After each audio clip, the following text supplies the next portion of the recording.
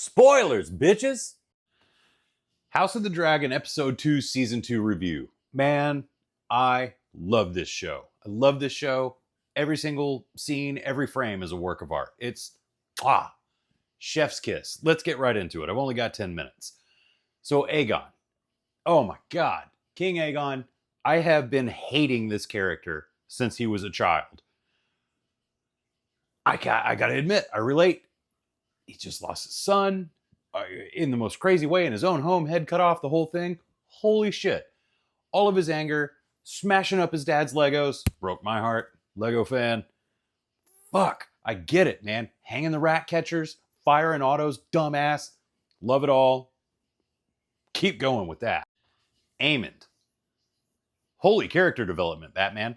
Look, man, you've got the guy crying in a whore's arms, admitting for the first time out loud that it was an accident when he killed Luke.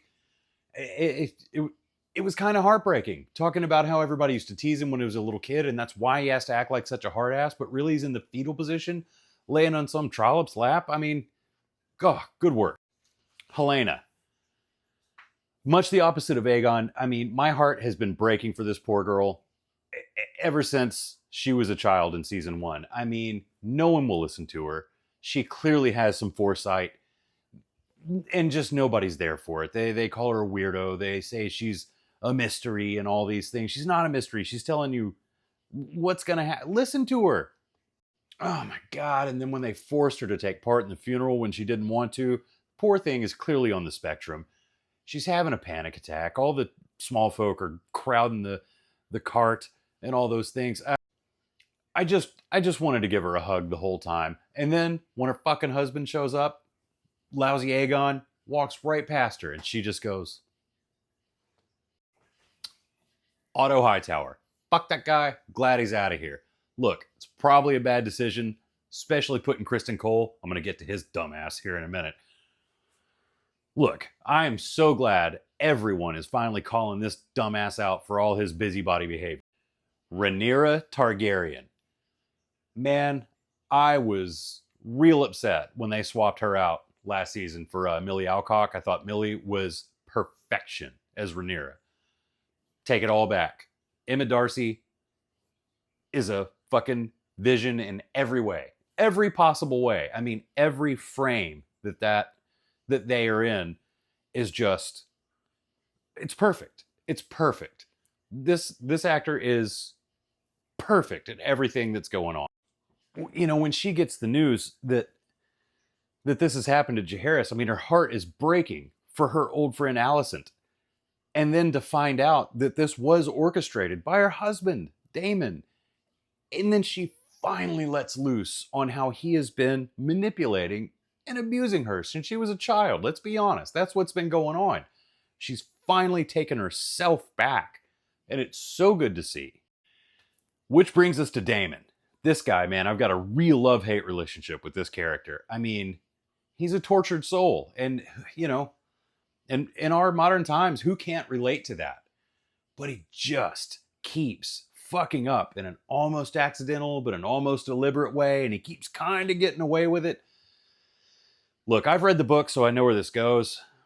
But I'm really, really interested to see how this show takes it. Every change they've made from the book so far, other than the blood and cheese thing, but honestly, let's be honest. If you've read the books, it says it right there in the text that these are all unreliable narrators. So I'm guessing the show is what actually happened. Really interesting to see how they're tweaking those things. Jason Bela, whatever. You know, I know I'll be interested in them later. I'm starting to get interested in Jace. Hugh Hammer, keep an eye on that guy. Things are going to happen. So we finally get Adam of Hull this season. We got his brother Alan last week. Keep an eye on these two cats. They're the Valerians, the ones working in the shipyard that want to go sailing with the sea snake. That's going to get wild and important. Mysaria, the white worm. Let's get this out of the way. Look, I get bored and annoyed to tears every time this person is on screen. I hate the stupid accent. I hate the phony spider thing she's got going on. kind of came around this episode, especially with her speech, about how she did everything she could. She fought tooth and nail and sold her body and was abused to get to the point where she was of consequence and realized she doesn't want that. It was good. It was really good. Okay, the twins. The twin knights, Eric and Eric. Yes, I know. Don't get me started. It's fucking dumb that their names are Eric and Eric. One with an A, one with an E. Just fucking run with it. It's over now. God. How heartbreaking, man. Because I get where both of these guys are coming from. They swore an oath, took on the white cloak to defend the royal family. Well, when the royal family starts fighting themselves, who do you defend? Who do you fight for? I mean, God. And then for them to come to blows like that in front of the queen, a queen, I don't know. It was awful. And then when it ends, I'm not going to lie. I mean, everything happened so fast and they were turning around. I'm not totally sure who was who. Was it the attacker that had the upper hand at the end and committed like medieval seppuku? Heartbreaking, but so good. I mean, right in line with what this show needs to be. Love it. Kristen motherfucking Cole. You and Alicent are the most hypocritical cunts in the history of cinema. Look, this season's doing a good job of making me relate a little bit to Alicent. I'm still Team Black. Team Black for life.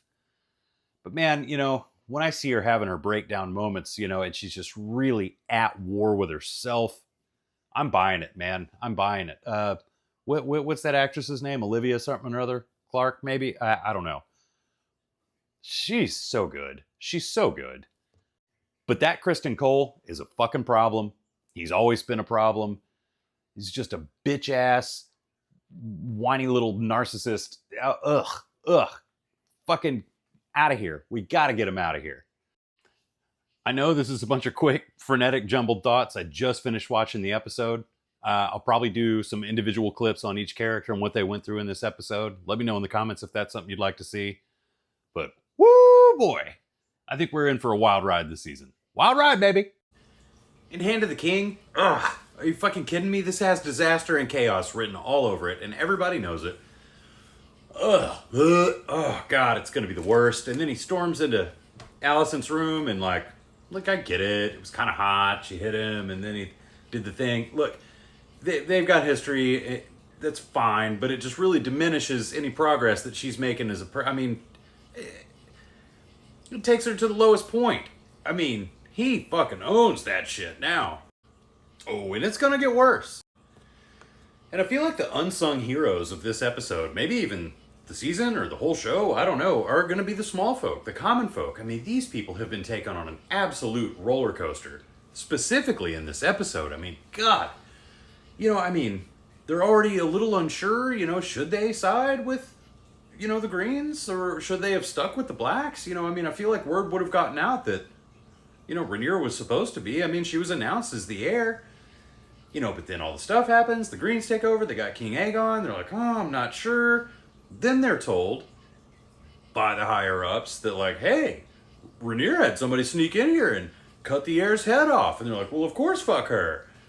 But then the next fucking day, dumbass Aegon is hanging all the rat catchers outside in front of everybody. And next thing you know, their families, these people were fathers and brothers and sons. Their families are out at the gates of the Red Keep fucking sobbing and crying and being like, Aegon's a bitch, fuck this. It's such good writing because it's such a good little microcosm of what's going on now. In real life, we're kind of fighting over, like, should I vote for Team Green or Team Black? And like, oh, I heard this bad thing over here, but I heard this bad thing over here.